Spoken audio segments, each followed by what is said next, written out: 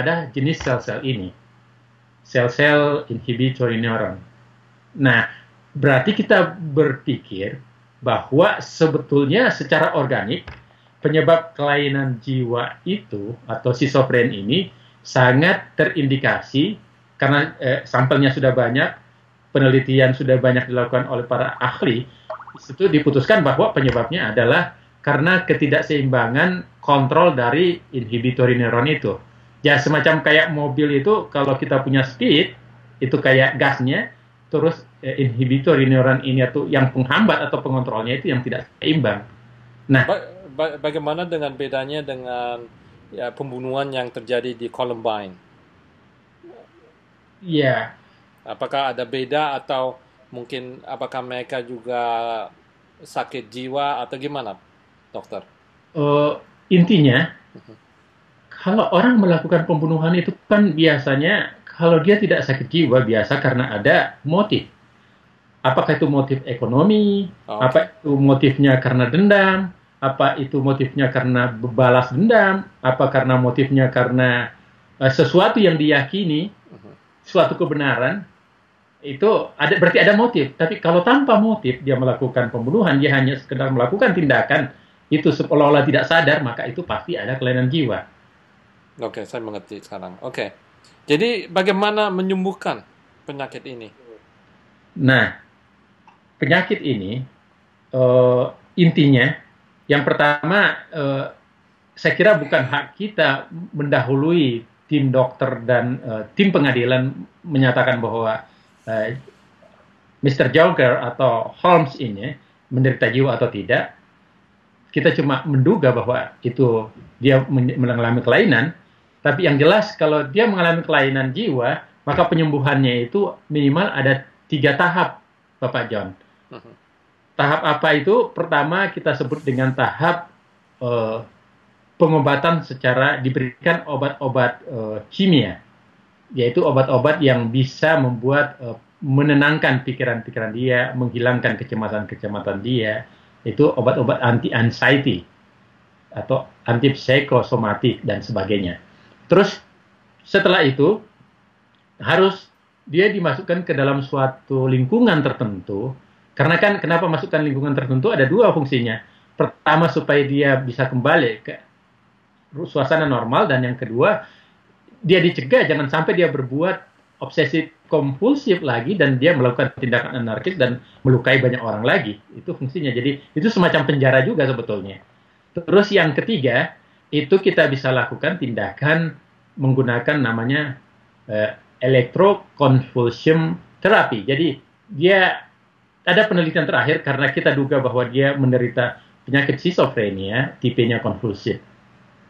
Dan dia berarti kelainan kelebihan inhibitory neuron atau tidak seimbang inhibitory neuron yang ada pada hipokampusnya. Maka kita masukkan alat sinyal listrik yang diberikan dengan teganan cukup tinggi, dan itu dia diberikan kejutan-kejutan yang sangat tinggi, akhirnya dia bisa lebih baik. Itu dilakukan di rumah sakit jiwa, termasuk di Amerika ini. Ya, yang saya heran sebenarnya ini kan sebenarnya dia udah rencana jauh hari dengan beli peluru dan senjata, dan dia bisa order semuanya dan tahu persis apa yang dia kerjakan, termasuk bikin bom di dia punya apartemen. Kalau lihat dari bagian itu, kelihatannya dia sehat otaknya gitu. Ya. Tapi itu terjadi dalam satu hari nonton Batman, semuanya jadi dia sakit jiwa. Sebenarnya kalau kita lihat sebelumnya mungkin he is okay, bukan? Ya. Gimana tuh analis?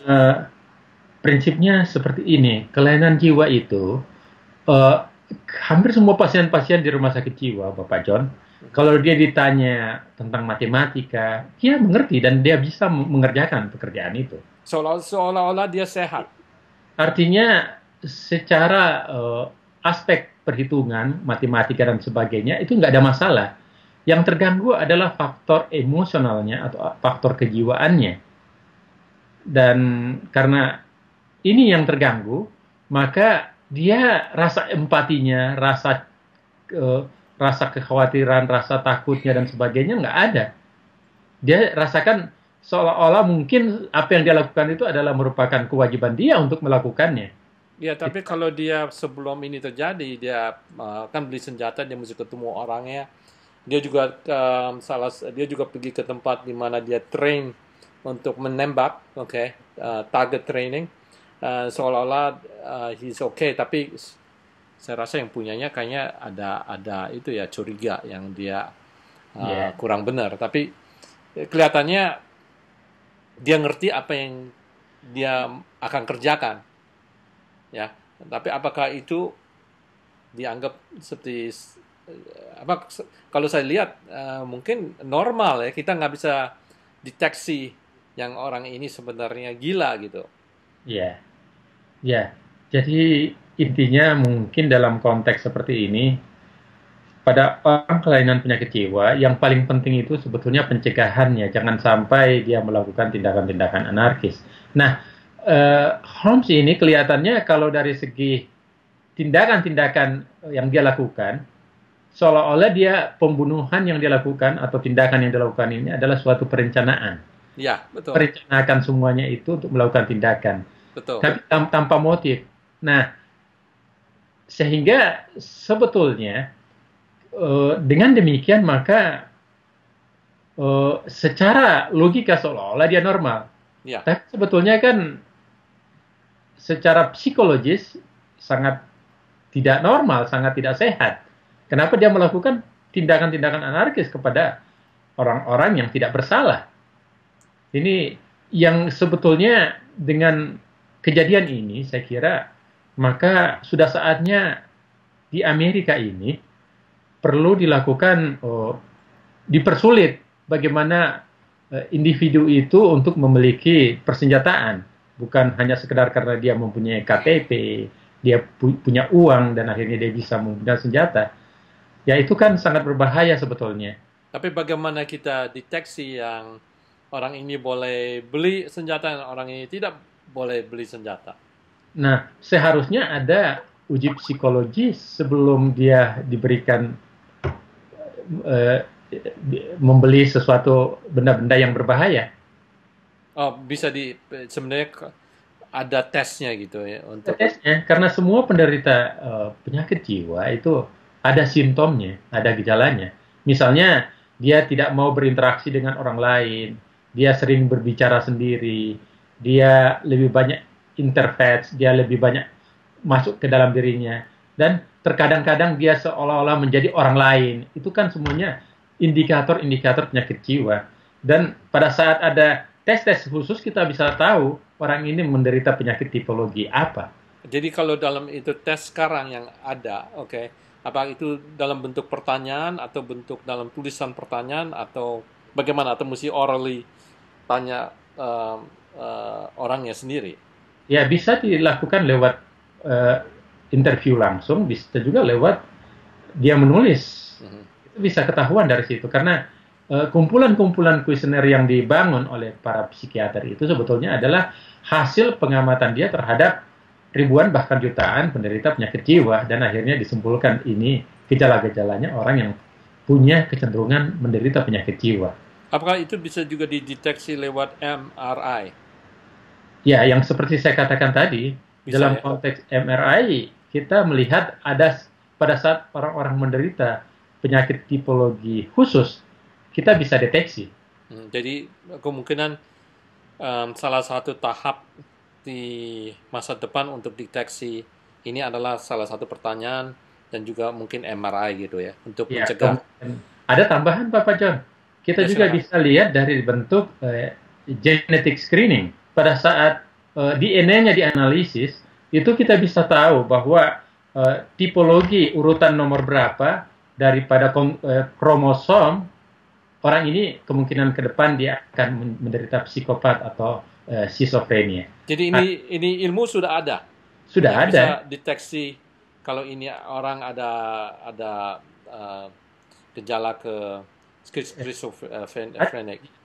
Pakar DNA sudah bisa melakukan bioteknologi, kita bisa lihat dari screening DNA. Berapa lama kayak gitu kalau seandainya orang? Itu kita tahu, anunya cuma sekedar 1-2 minggu sudah dapat. Dapat dah. Oke.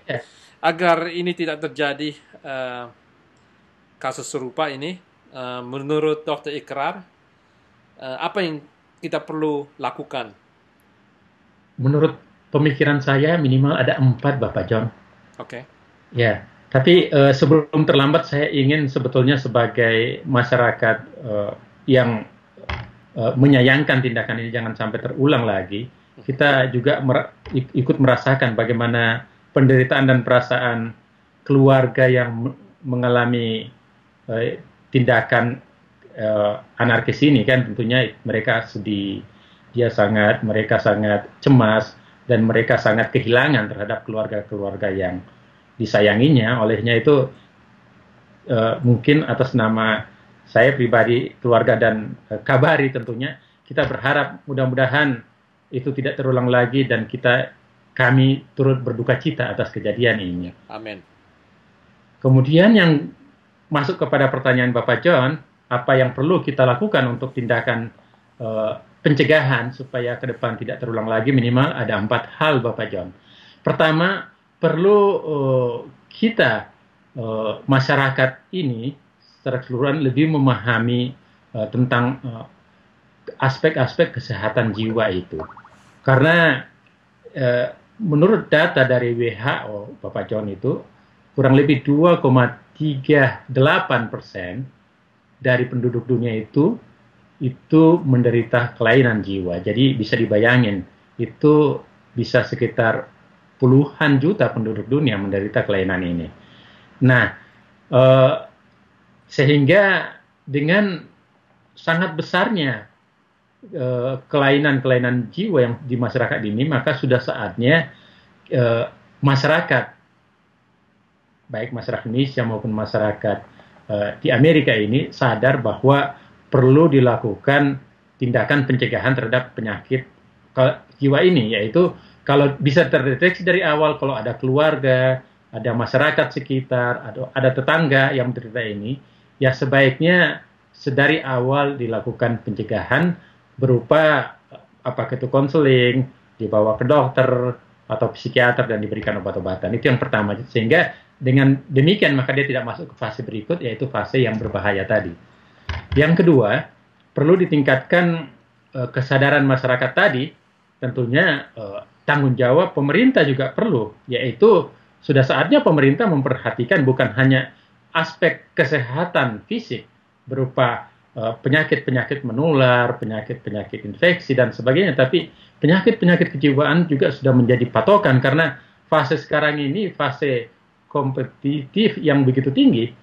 Sudah saatnya sangat banyak orang yang punya tendensi akan menderita penyakit jiwa karena stresor, persaingan kerja dan sebagainya. Maka pemerintah perlu meningkatkan kewaspadaannya dan sekaligus pencegahannya terhadap penyakit ini.